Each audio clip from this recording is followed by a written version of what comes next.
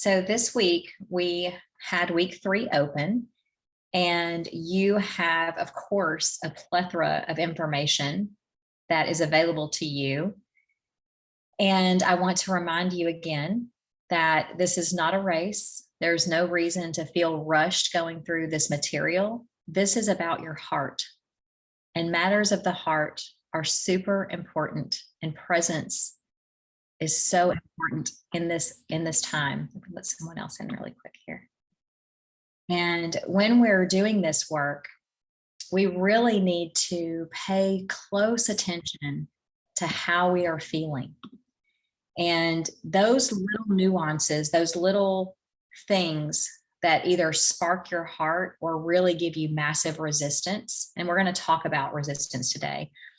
When those things happen, it's really important to pay attention to them. And it takes practice. It doesn't come to you right away if you've not been in practice of being present. And if you've not been in practice of being aware of your patterns and yourself and the things that you believe. So many times, and this culture that we live in the States really does prohibit us from being so aware all the time unless we are super intent on being present. And so knowing that we're going out in the world and that every day things are going to come at us and we have to almost fend them off, what things are for me and what things are not for me. That takes a lot of presence, and it takes a lot of awareness of yourself, and it takes the diligence of really staying true to who you are. And a lot of you are still trying to figure out who you are, right? But I want to let you know that you already know who you are. It's just a matter of how do you operate in this world, being who you are and doing the things that you think that you need to do. And so it's really important that we take this time in each one of these modules and contemplate, to give yourself some space, to be able to open it. If you're the kind of person that goes through the course in order, then going through it in order. You don't have to change that, but maybe ask, do I have to? Does it feel good to go in order? Why does it feel good to go in order? Right? So these are the questions that you want to be asking, and they seem really small. That's what's so important about this work as well. Every small thing that you discover is like an iceberg. It's huge underneath. There are so many patterns that have been imprinted on us and to us and through us, through the cycles of life that we have been in, that there's no way for us to immediately be aware of them unless we're looking and actively seeking them, and we're ready. And so we have to be able to open our hearts and open our minds a little bit to say, maybe I don't know the best way for me in this particular situation that I'm in right now, but I'm really open to new ways to think about it, new perspectives, new insights. I'm really willing to hear my heart instead of letting my brain take over. And so when you're going through this week, we're going to actually do an exercise today that I really love. And we're going to talk about these limiting beliefs, these things that keep us from where we're going, who we want to be. They keep us stuck. And so a lot of you actually answered this call to come into this course because you hear the word stuck and you want to be unstuck. And so this stickiness that we're feeling is we're out of alignment. We don't know what the next thing is. And there's a pattern that's more than one probably, that's deeply embedded into our spirit and our heart, our memory, that we cannot break free from. And we may not know what that is. Some of you have done a lot of work in coaching, and you may know these words, and you're still working on tons of patterns that keep popping up. I know personally, I'm working on one right now. And it's the same one I've been working on. And I keep coming through it like, that feels so good to be releasing that pattern. And I'm starting a new pattern. And then it pops up and it's even deeper the next time. And so the work is continuous. That's why it's called a journey, right? It's called a journey because we're going to be on this path of self-discovery for the rest of our lives. Now, will we feel the same that we do right now? Probably not. Probably not. We're going to be able to get unstuck and get through the things that are keeping us from our direct, beautiful dreams that are right now. And then as you pursue new things in life and you elevate yourself and you level up to the next thing, you're going to find those patterns new ones possibly, deeper ones possibly, that are going to arise again.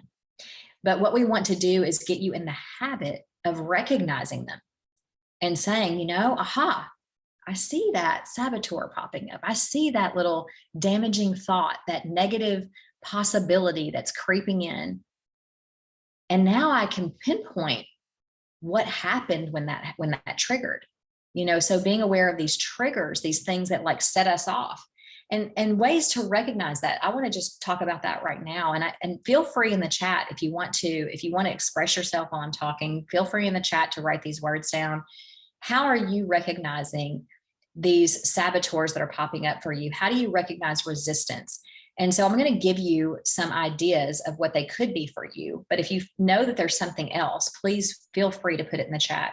Some of these things may be you sleep a lot, or you constantly find yourself tired.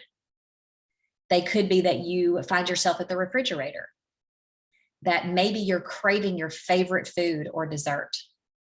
It could be that you're seeking comfort in someone holding you, that you really want to be cuddled and you want to be snuggled in a warm blanket and sit by a fire and drink warm tea and like all the things that feel so comfortable and safe.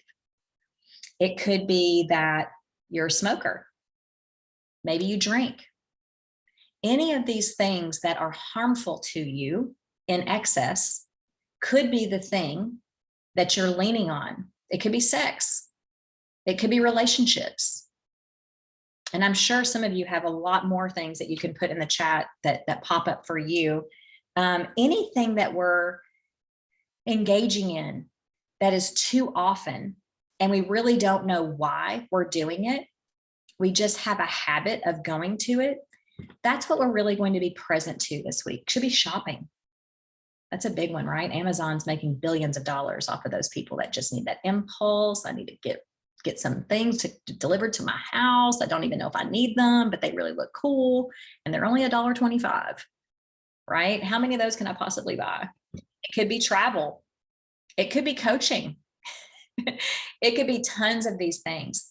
And so when you think about those, I want you to kind of explore the possibility that when you're doing these activities, what happened just before that? Just before that happened, if you can think about it and just take a moment and be present and pause, what happened right before you made the decision, because it is a decision, right before you made the decision to do that thing that you always do when you seek comfort? What happened? And this is the beginning of the exploration of the pattern or the thing that is prohibiting you from having something you deeply desire. So what we're going to do is talk about pain and suffering. And it is inevitable that we will have pain. It is part of the human experience. I welcome it.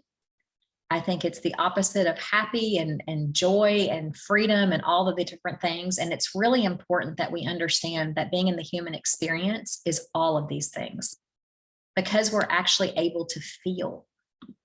We have a lot of adjectives that describe the way that we're able to feel and things that we're able to go through. And suffering, although it isn't inevitable, it seems that it is. And suffering is that thing that takes us away from everything else. We cannot get past it. We cannot let it go. We cannot know ourselves truly.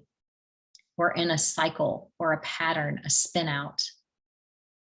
It's turmoil and treacherous and, quite frankly, hell, right? And so what if I were to tell you that suffering is a choice? How does that sit with you? It's a choice. We don't have to suffer. And we hear people say this all the time. I hear it a lot. I watch a lot of YouTube videos on growth and professional development and, spirituality. And I hear this a lot, that we don't have to suffer. But I can tell you I've experienced the freedom of choosing not to suffer. And I remember the very moment that it happened. Someone asked me if I was ready to stop suffering, and they wouldn't speak to me until I answered. And I kept trying to change the subject because my brain couldn't handle it, but my heart could. My heart said, yes, I choose to stop suffering. And I went and I faced the pain that I knew was going to destroy me. I knew it. I knew I was going to die if I faced it. But guess what happened? I'm still here. I'm still here, and I'm lighter than ever. And so I'm what I desire for you, and I hope that you desire for yourself, because that's really where it comes from. I can want all the things. It's part of my language. I want for you this. I want you to do this. But really, truly, it's all about what you want. It's about what you desire. And if you choose to end the suffering, it can happen right now. Just like that. You can decide that you no longer want to suffer. So I want to give you some more tangible experience in that. I want you to be able to acknowledge what the difference between pain and suffering is. So if you have or can go get paper, a notebook, a pen, if you want to do it on your computer, that's cool too. It really does bring a lot of fulfillment and expression if you're able to write. So using a utensil and being able to write on paper, that would really be helpful. And I'll wait until everyone gets back to kind of go through that.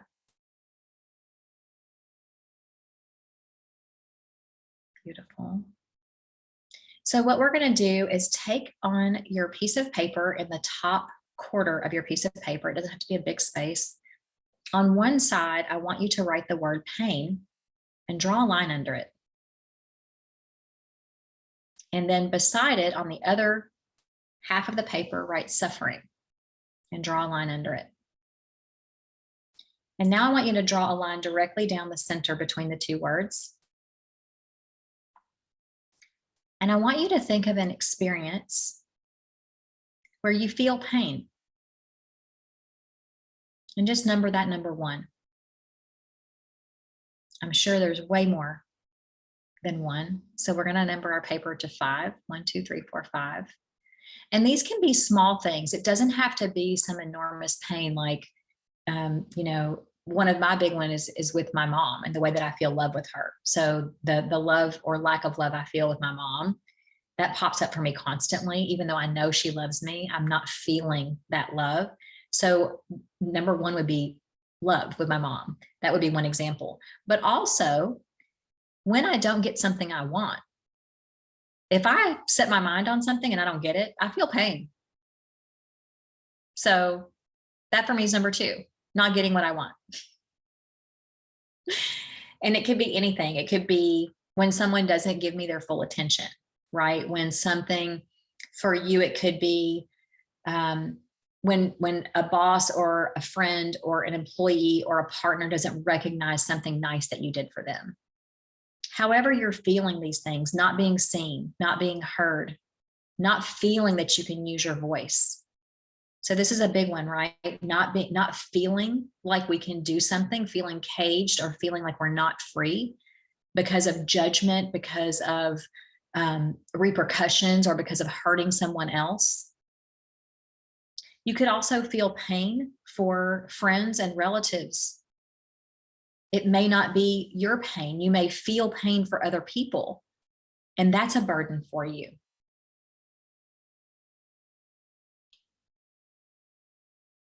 And so if you have a few of those, what I want you to do is think about that for just a moment. And on the number 1 in your suffering area, think about that number 1 pain and see if you can tell the difference of when that pain becomes suffering in your own mind with your own definition and your own experience. When this particular pain begins to look like suffering, what is that for you?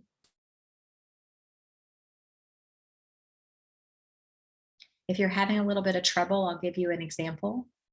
For me, when something is pain and I feel it, I know I'm supposed to correct it. I see the pattern. I know that I have an abusive pattern that, like, maybe I'm, I do love something chocolate at the end of every night. I used to not like chocolate at all, but I like a little orange chocolate at the end of the night. But I found that I like that because of some other things that start happening right before I start my bedtime routine. And what happens is I want to immediately get that dopamine hit to relieve my brain of having to think about that and enjoying something instead. And so what I've noticed is that when I go to sleep after having that piece of chocolate, that I'm actually having dreams and not sleeping well and waking up with the solution to what was bothering me before I went to sleep. So there's this pattern of pushing something off and letting my subconscious handle it during the night, which is a wonderful gift that I have, but also I don't sleep sometimes, so that's not the greatest thing. But I can tell you when it becomes suffering. It becomes suffering on the third day for me. I've given myself 3 days. I say, if I lose 3 days of sleep over something, I have now entered the realm of suffering and I will not do it again on the fourth day. And so sometimes I'm not even sure if something is bothering me until I lose 3 nights of sleep. Because it's unfolding subconsciously throughout each night. I'm revealed a little bit more about that thing. If it's constantly on my mind and my brain is trying to solve the problem, that to me is suffering. Because I haven't asked for help. Maybe I know someone who knows a solution or can help me out, and I've chosen to be lonely and handle it on my own. So on the first day, if I'm going to go to sleep and I have things racing through my mind, I write them down. And if I feel that I cannot let them go, I talk to someone.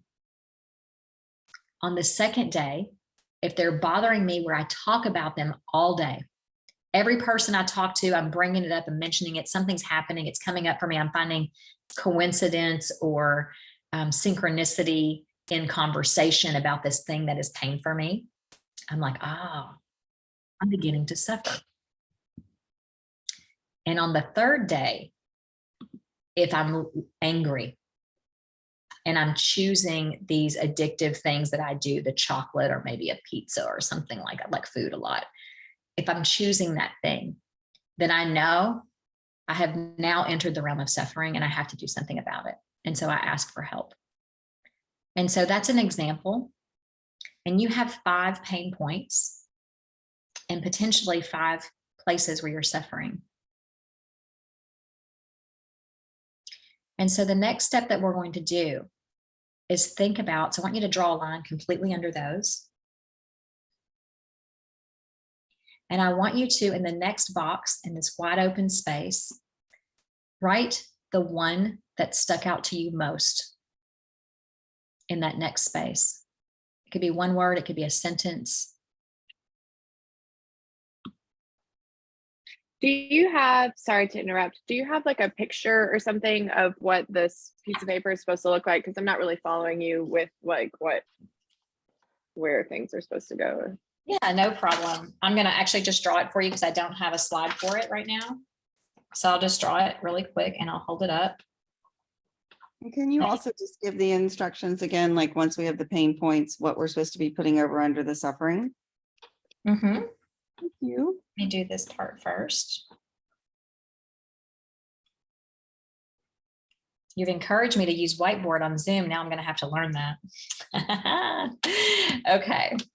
So on your paper, Staria, so you can see here pain and suffering, and then just 1 through 5, writing a pain point for each one of these.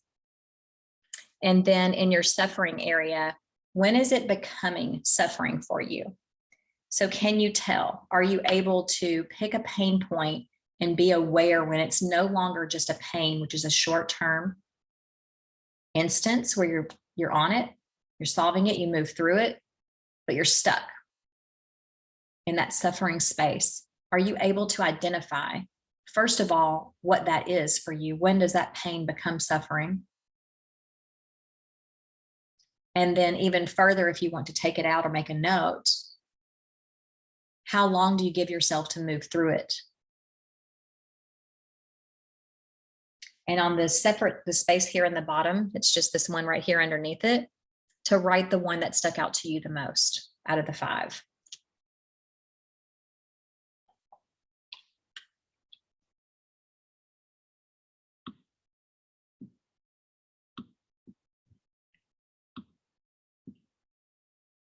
Just going to wait a moment. Everyone is still writing, so take your time. It's not easy work, and throughout the day, these may pop up for you even more. And if you did have to pop out and come back in, what we were talking about are some of those things that are triggers. Like, how do you know you're even in a pain point or in a stuck place or that you're suffering?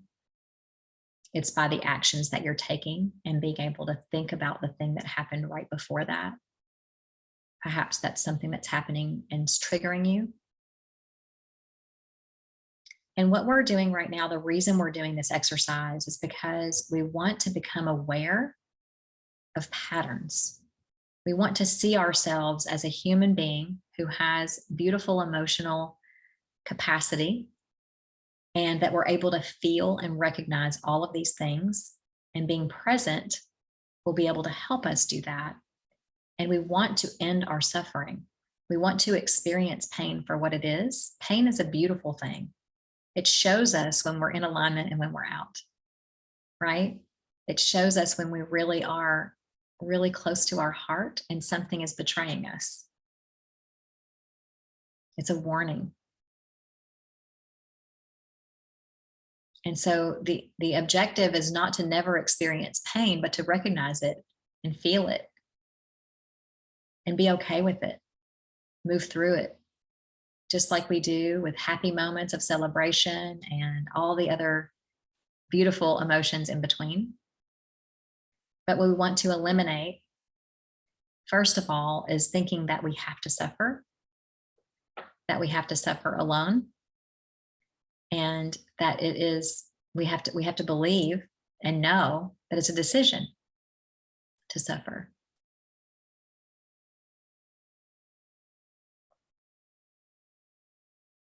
If you're finding any resistance right now to any of the conversation, just make a note to yourself on your paper and explore that a little bit. This is not easy work.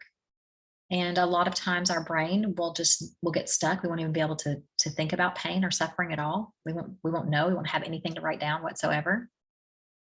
And then sometimes, and I've had clients that have had this happen later throughout the day, just burst into tears and realize, like, oh, I was safe enough. And now I can release and know what was happening earlier, and then be able to journal about it.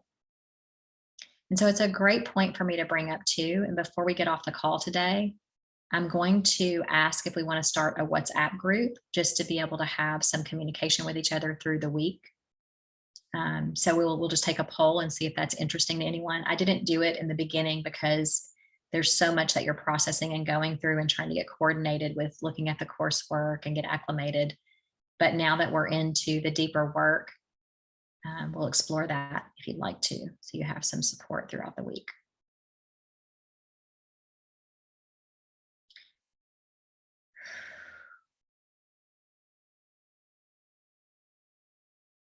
Remember to breathe.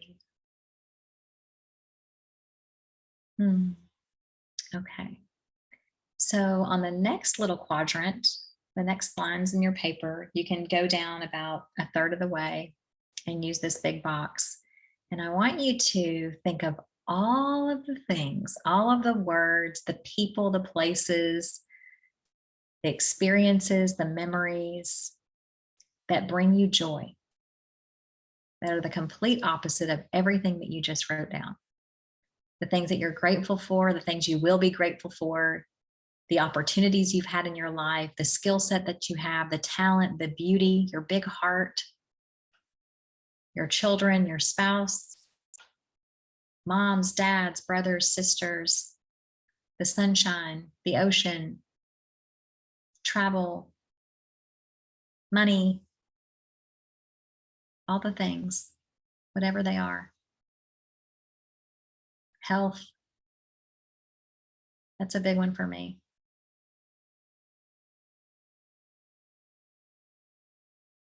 And if you need to flip your paper over because you've written words that are so big and amazing and joyful, and just keep on going, but flip it over and write some more.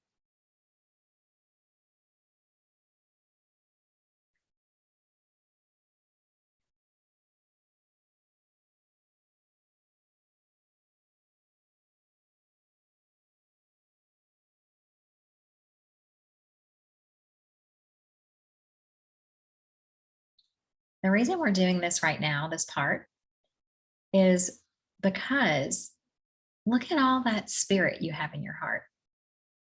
Look at all that positivity, the reasons for joy. And how can you experience that throughout your day with just a thought? You just pulled that up just now. All these beautiful moments that you wrote down on your paper, they were there the whole time. They didn't go anywhere. They're always there. And when we're finding ourselves in that pain and it's becoming the suffering, what if we were to be able to change our vibration just a little bit? What if as soon as we started to feel that we had resistance, we couldn't figure out what the pain was, we have a trigger, we don't know what it is, we're going to that emotional thing that we do to comfort ourselves, and we can't get past it and we get stuck? What if we were to take this piece of paper and pull it out and say out loud these words that bring us joy? Type in the chat if you think that that would help you. Yes or no? If you had joy on backup, on speed dial, could it help you? Yeah. Changing the frequency and the vibration of what we're feeling can help us tremendously be able to feel safe and to open up a little bit more so that we are able to see what's actually causing these habits. And so I want you to play with this week a little bit. I want you to play with this exercise a little bit. And when you start to feel something that feels a little bit sharp, it could be words from someone that seem hurtful, that maybe they didn't even intend it that way, but that's the way it felt and that's what it is. I want you to go to your backup plan. Go try to work through that pain. Try to feel into what it was that hurt you. Try to feel if that is suffering for you. Is it causing you to look back at something else, or is it attaching to something in your past that's really bringing something up for you to pay attention to? And if you just cannot think about it, your mind immediately goes to work, or it goes to, I really want to go have something sugary, or it wants to go take a run. Whatever that thing is, that's when I want you to remember these joyful words. So keep this piece of paper with you throughout the week. We do another exercise in one of my other groups called the praise purse. Might not apply to you, Brian, I'm not sure. But we actually take 30 little tiny pieces of paper and we write these words down and we put them, it's accolades for ourselves of what we've accomplished. And we take them and tear them up and put them into a purse. And we carry that purse with us. It could be a change purse, a wallet, whatever it might be. We carry it. And when we're feeling something that just feels too much in the opposite direction, we take one out and we read it out loud and absorb the moment and be grateful for who we are, and then put it back. And it's like on-demand joy, and it works so well. So I'll just give you that little tip if that's something that you think might help you. We have a jar in our house as well. So we put nice things about each other into this jar. And whenever somebody's feeling sad, we just go over and we pull one out. And we have a nice little moment that maybe someone didn't use their words to say to us, but that someone in the household was feeling about them. And it brightens them up. And of course, they want to share. And so then that smile and that joy becomes contagious and everybody's feeling it, because now we've turned sadness into something that's a little bit happy. And of course, if it's still there, we want to check into it and see and make sure that we're processing whatever's going on too. But those are just little things that you can do, tips for yourself, that you can experience all of the different emotions of the human capacity, and that you can realize that Suffering doesn't have to be, it is a choice, and you certainly don't have to do it alone. And so I'm also, when we start the WhatsApp chat, I'm going to put a few resources in there for those of you who have some deeper issues to work through that are just coming up for you, and this space of 1 hour is not enough. I really want you to have that support. And so I'm going to be putting some resources in there for you to explore that are much deeper, and they're with healers and with other professionals. And so that if you need that support, it'll be available to you. And I'll be happy to share some things about them before you contact or engage them. And feel free to reach out to me personally if you need any extra assistance in that area. So we have gone through some pretty deep things today. And I really want to take this time to make sure that everyone is being seen and heard. And so if we can take about 3 minutes for each person to come forward and talk about one of the things on their paper, or if there's something that you really want to be seen for today or heard. It doesn't have to be pain. It can be something that's joyful, whatever you want to share. But I would really enjoy it if you would challenge yourself, especially if you're not one to talk and you just come on and watch every week and absorb and learn and process on your own. I want to challenge you to step forward and to just say one word, if that's all you want to say, that expresses how you're feeling. And I really want to encourage everyone to be supportive and because you already are. But also, if you're feeling that you need to say something, also put it in the chat so that we can go through this and each person can have about 2 or 3 minutes to express themselves if needed or desired. Yes, Alice, would you like to go first? Sure. And I did just put it in the chat, but my fingers were numbling and my dog's licking in my ear. But I was thinking also, what a great idea, not just when somebody's sad or needs a pick-me-up, but what if somebody's been bad? There's communities in tribes where instead of like whipping and putting them in a jail, they put them in a circle and everybody tells that person and pours into that person why they think they're a great person and speaks to their highest self. Mhm. And so much we use shame to be a motivator. And sometimes maybe if somebody is kind of feeling down, maybe they need to be reminded who they are at their highest. Beautiful. And I think we need to start that as kids. And maybe before they get their time out or their spanking or whatever other modality you see as a discipline, and hopefully not a punishment, but as a discipline and training, maybe let them know that they're loved first or that they have good things in them first, to kind of set other generations up for success. That's beautiful. Thank you. Yeah. Natalie says it's called Ubuntu. Am I saying that right, Natalie? Ubuntu. Ubuntu. I actually did a post about that last week. I saw a gentleman speaking about it, saying that, I see you for who you are and you see me, and that practice.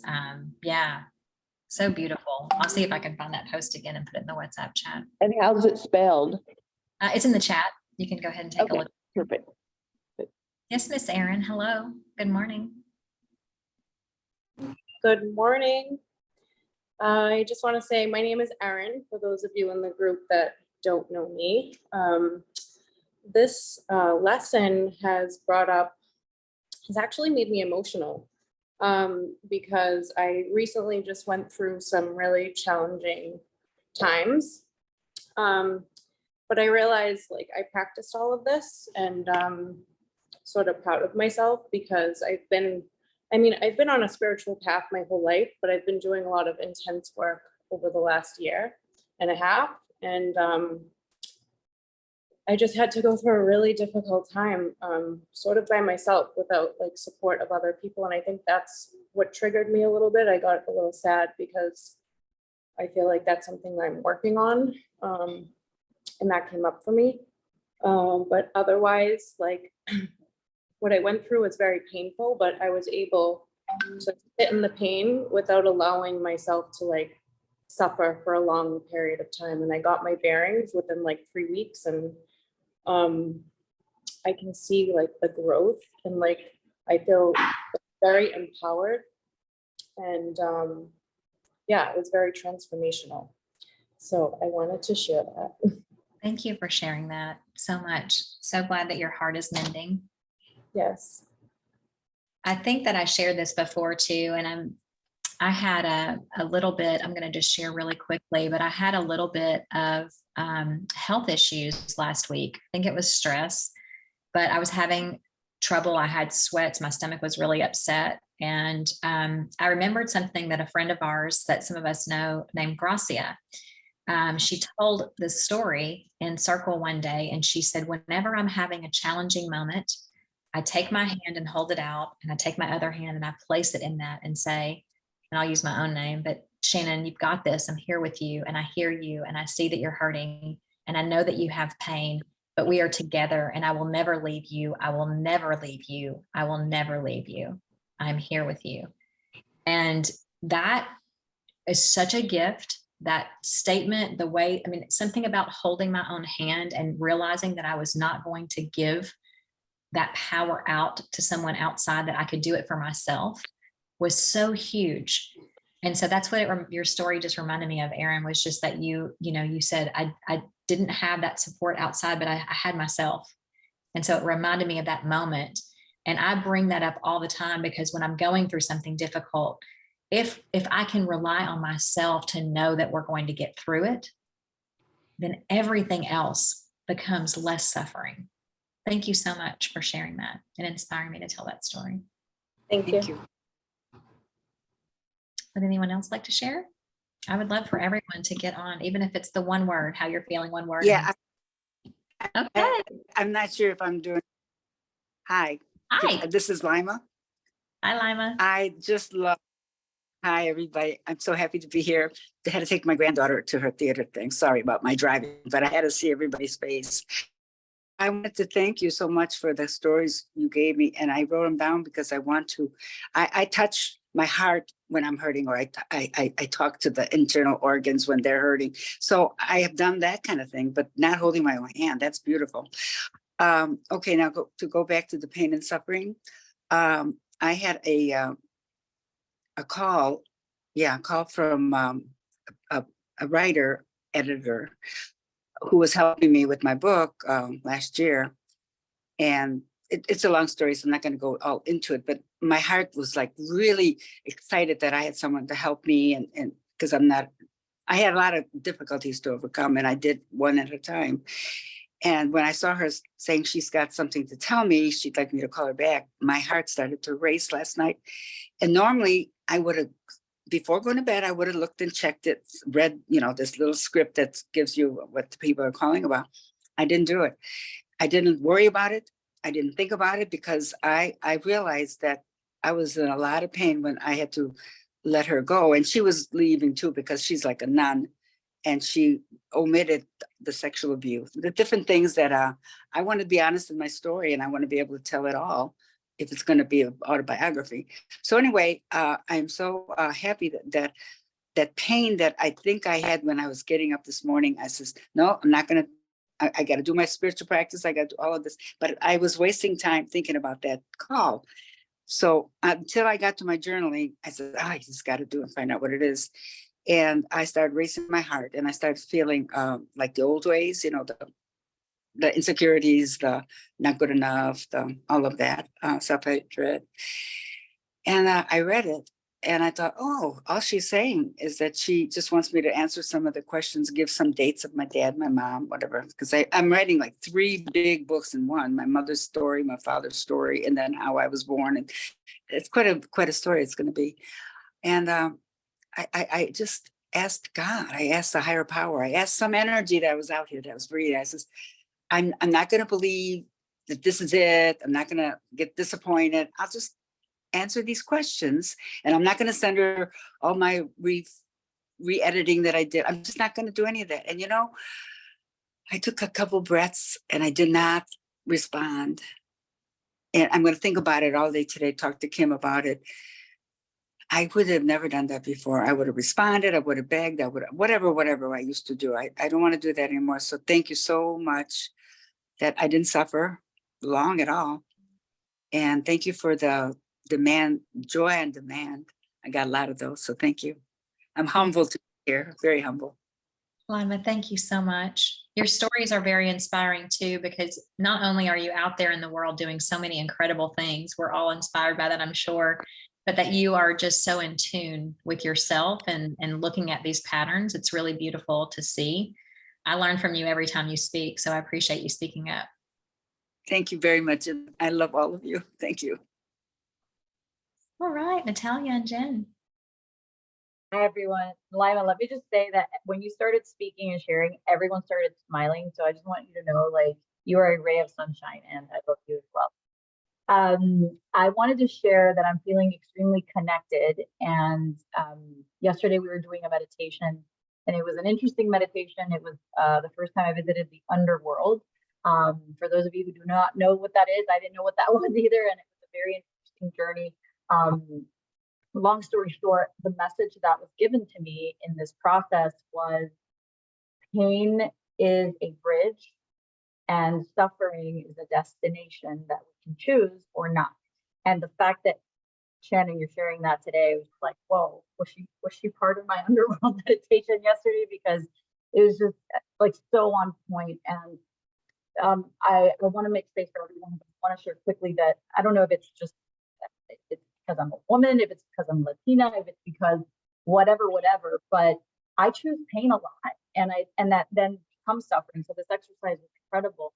But thank you for making this topic so easy to understand today and for bringing it to our awareness. I'm feeling very connected to you, very connected to this homework and the joy on demand.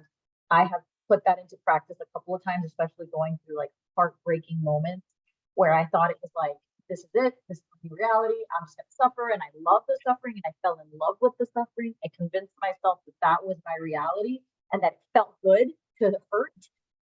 And one day I was like sitting there crying in my kitchen, like cutting vegetables, and I'm like, this feels really good. And then I was like, wait a minute, Natalia, you realize this is a choice, right? And I was like, no. And then something told me, it was like the gracia thing. I put one hand in my way, and something was like, and I was like, no, this is not a choice. It's just my new reality, and I like it. Leave me alone. Go away. And the voice was like, okay, if you don't believe me, try dancing. Just try dancing right now. And I was like, it was really like a crazy conversation I was having with myself. And I, in tears, as I was just cooking and stuff, I just started to dance in my own living room by myself. And that was the moment that my happiness started. And so it does work when we can take the time to stop and see it for what it is. So thank you again. This is a beautiful reminder. Cool. Thank you so much. Yes, movement, in addition to saying the words and the joy, but feeling it in your body and embodying the joy and remembering your body and your mind, like it will remember whatever you cue. And that's kind of what we're talking about right now. Whatever you're queuing up, you will be. That's what happens. Your brain just goes into that mode. And I can relate to feeling comfortable in pain, suffering for so much of my childhood and much of my life. It's the thing I know. So it's comfort. There's comfort in pain. Like, what to do with it, to, eat the thing or do the thing or buy the thing or whatever it is. And you know how to fix it temporarily. But what we want to do is be able to be in celebratory and joy. And I think the thing is that a lot of times we don't have enough examples of that in life. And that's really, we see these things that you can purchase or you can be a part of or whatever it is, but to really experience people who are living in pure joy, they're not out doing all the things everybody else is doing. So it's hard to locate them. And we know their energy when we get around them, we feel it. We're like, wow, this person feels so peaceful and energetic. And I really want to be around them more. I really want to be around them more. I really want to be around them more. Be around them more. When you find them, be around them more because they have the answers, right? This energy you're feeling is no mistake. They figured it out. They may not have it figured out 24/7, but they figured out a really good part of it. Their energy can attract you and you're magnetized to them. Be around them more. All right, Kim. Hi, gorgeous. Hey there. How are you? I am good. Last week, I I couldn't talk. I was driving and boy, I was in a really bad place.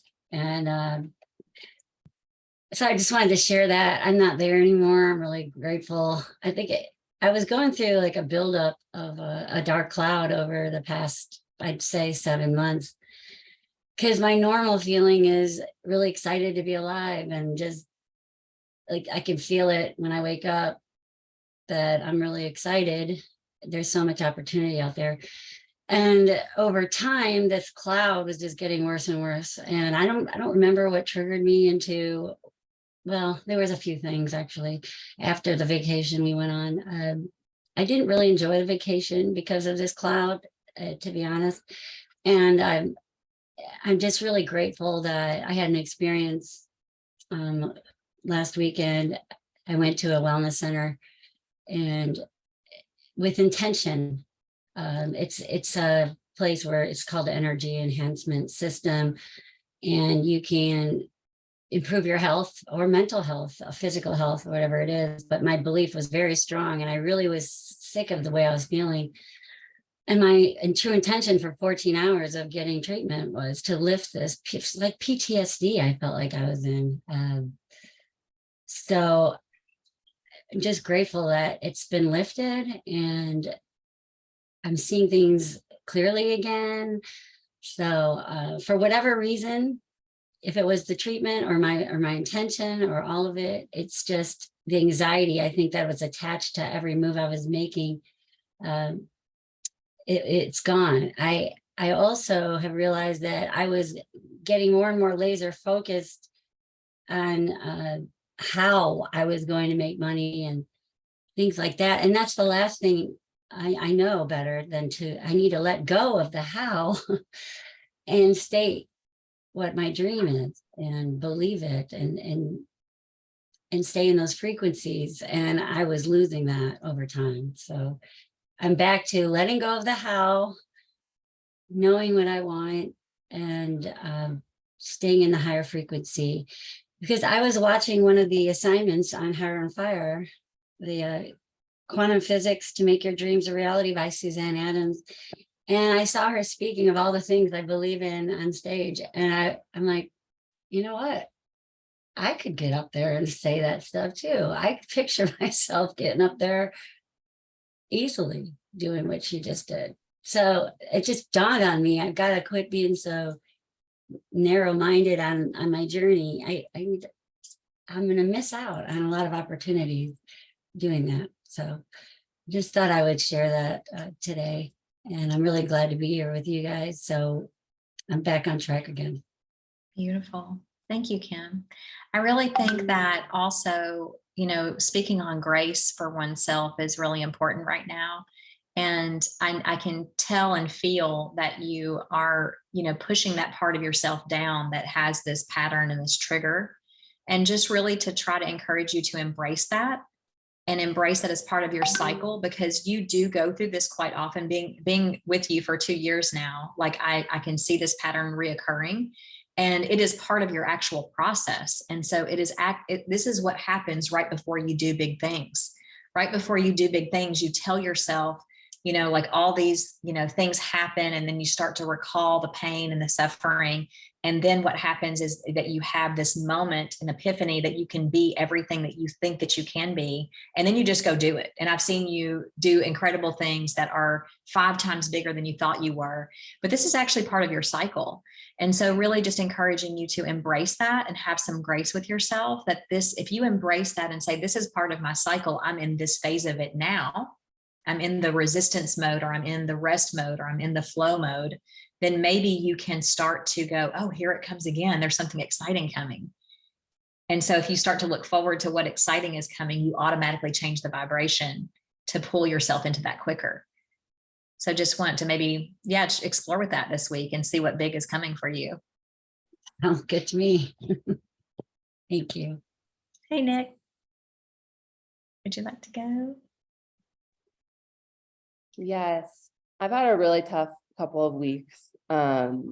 This has been such a good call. I feel like I've been really aware of my patterns for a long time, and trying to dissect and understand like the duality within me is hard sometimes. Like I've been a movement addict my whole life. And like, if I ever felt these like sticky feelings of suffering, I was like, let's work out, let's move cities, let's move jobs, let's move men, let's meet a friend. Like I've always done this thing. And it's like what lights me on fire though, too. It's like new experiences, travel, movement. And so sometimes when I'm trying to figure out, like, is this a good or bad coping mechanism, I have a hard time seeing how it's serving me. And since I got divorced, a lot of you know, and had this kind of crazy blow up about a year ago, I have been moving around Costa Rica, now Colombia, for almost a year. And I just feel like I'm two different people sometimes. Like one day I'm like, wow, look at me, I'm strong. Look where me and my son are. We're in the Colombian mountainsides, riding horses, learning Spanish. Like, wow, this is great. And then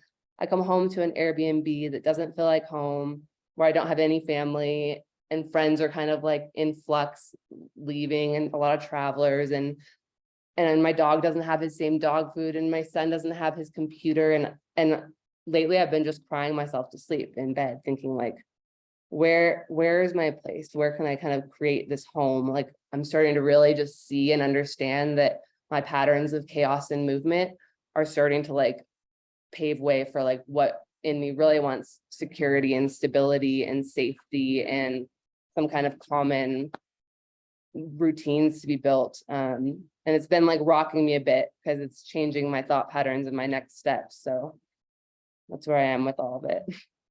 Thank you for sharing that. And it's, I can relate totally. Like that's what I've been doing my whole life too. And I felt like I was running from the pain, but I actually wasn't. I was actually running through it. I was processing it. And the moving is what helped. And it helped me understand experience.